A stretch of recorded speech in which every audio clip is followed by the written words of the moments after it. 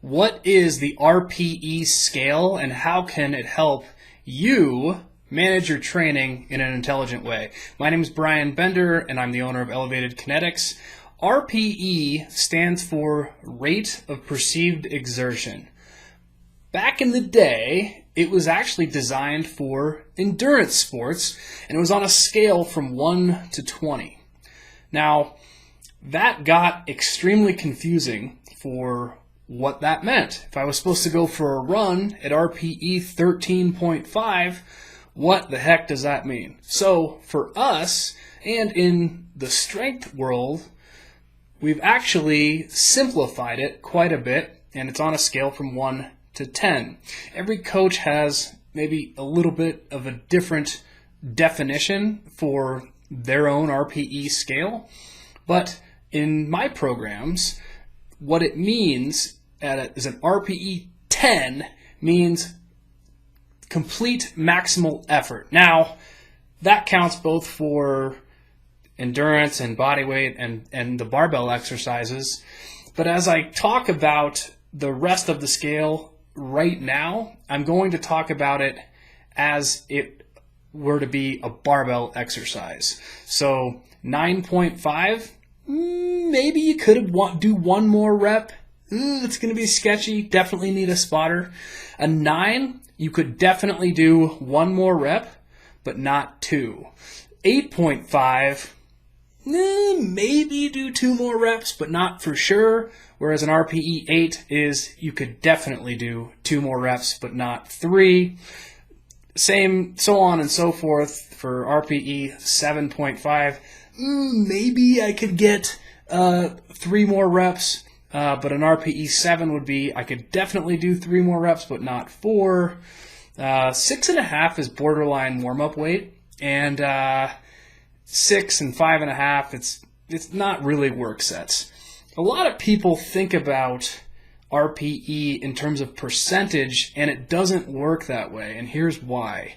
If I do an RPE 8, where remember, I could definitely get 2 more reps, but not 3, if I were to do that at 80%, I could probably get a lot more in at that percentage, depending on what the exercise is. Is it a 10 rep max? Is it a 5? So on and so forth. But RPE is a way to auto-regulate. And I know that whole term could be an entire video by itself, but auto-regulation is people that I train both ends of the spectrum where they're out of shape or they're in great shape. They're not competing in anything versus competing in some dedicated sport. It has to be auto-regulatory where if they're having a bad day or a great day, we have to either lay off or ramp it up. So if you're feeling like $1,000,000, having the greatest day ever, an RPE 8 is probably going to be heavier than your worst day ever. Either way, the feeling is the same, and it's the feeling that elicits the response that we want, which we can go into stimulus response adaptation and all this kind of stuff.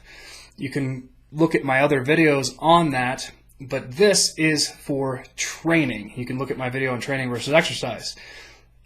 To auto-regulate the training process, RPE is an excellent scale.